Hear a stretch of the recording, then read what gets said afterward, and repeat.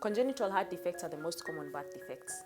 You find that 1 in every 100 kids that is born with this birth defect. And it is the most common cause of infant death due to birth defects. I remember at one time I joined a certain support group. At that time there is so much that's happening, and I felt we needed to have people who are going through the same thing to actually get to understand what it is about. So we joined a certain support group. And I remember at one time, immediately after I joined that support group, we lost so many children in that group. Every other day, we have a WhatsApp group. So you just open the WhatsApp group and you find so-and-so's kid has passed on. Rest in peace, rest in peace. So I was just there scared, thinking that, my kid could be next. And it gets really scary because sometimes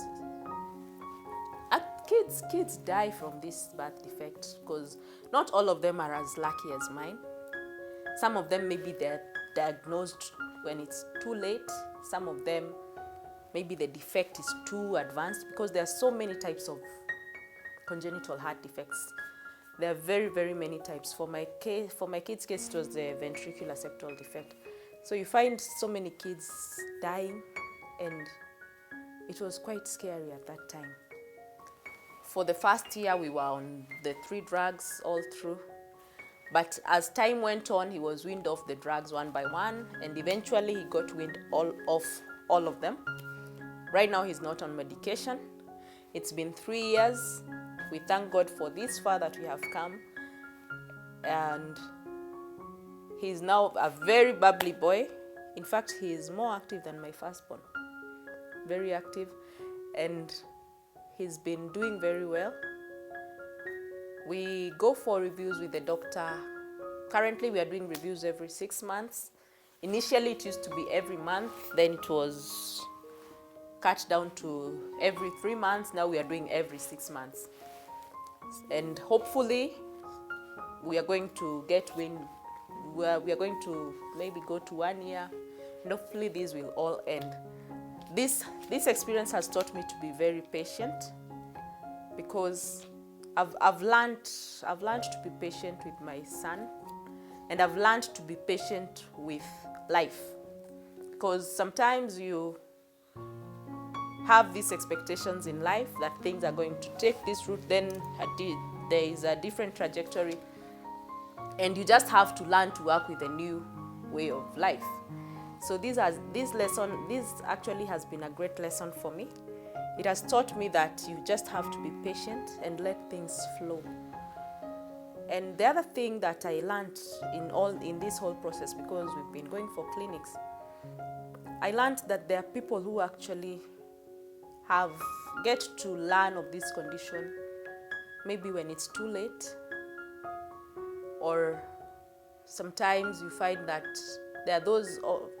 For our case, I thank God it was not as serious as I have seen with other cases, where you find even an infant is going for surgery. A 1-day-old, a 2-day-old, you can imagine the size of the heart, is going in for surgery.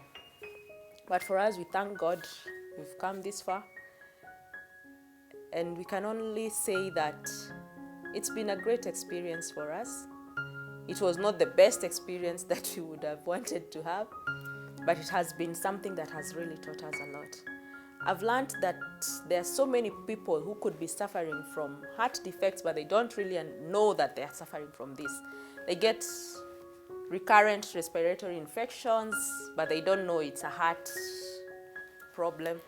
I can say that it's good to go for checkup, especially when you have a child who is going through recurrent respiratory infections. Just get them checked properly by a cardiologist, so as to just be sure that you're not dealing with heart conditions, because these conditions can be fatal if you're not able to catch it early.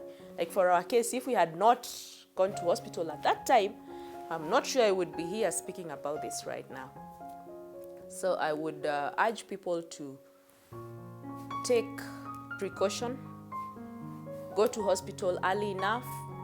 Don't buy, especially for young kids, please don't buy drugs from chemists. If your child is sick, just take them to hospital, because most of the times you buy drugs, you see a child coughing, you just buy cough syrup, but it's not going to help that child. So I would urge people to go for checkup early, get the baby checked, so that you can be able to work through this. The reason why I'm talking about this is that I know there are so many people out there who may be having some respiratory illnesses. Even grown-ups, some grown-ups, they're born with CHD and they don't know. They come to find out when they're grown up. And you might be having these recurrent respiratory infections and you really don't know what they are. You imagine that it's just a simple cough, it's just a simple chest problem. So I would urge people to go for checkup, not just even for the heart issues, but anything that you feel is not right with your body. Just go for a checkup. It's better to go to the hospital and get proper diagnosis than to buy yourself, self-medicate, and eventually you end up maybe losing your life or losing your loved one because of something that could have been treated early enough. Sometimes you get someone getting a recurrent backache and you don't know, you take some drugs and you're fine. The next day again, maybe after a week, you go through the same. But I would urge us, let us go to hospital. There are so many affordable hospitals where you can go and get proper diagnosis so that you can get treatment for the right thing, especially in this age where our lifestyle has really changed. There's so many lifestyle diseases. There's so much happening. It would be good to get checked at least every year. Go for a checkup so that we can get to know what exactly is happening to us.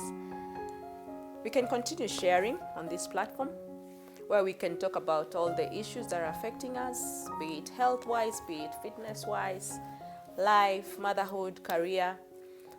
Let's have these conversations. Let's talk about what's affecting us. Let me know what you have learned from my story. And let's see how we can move along together and make our lives better as we learn from each other.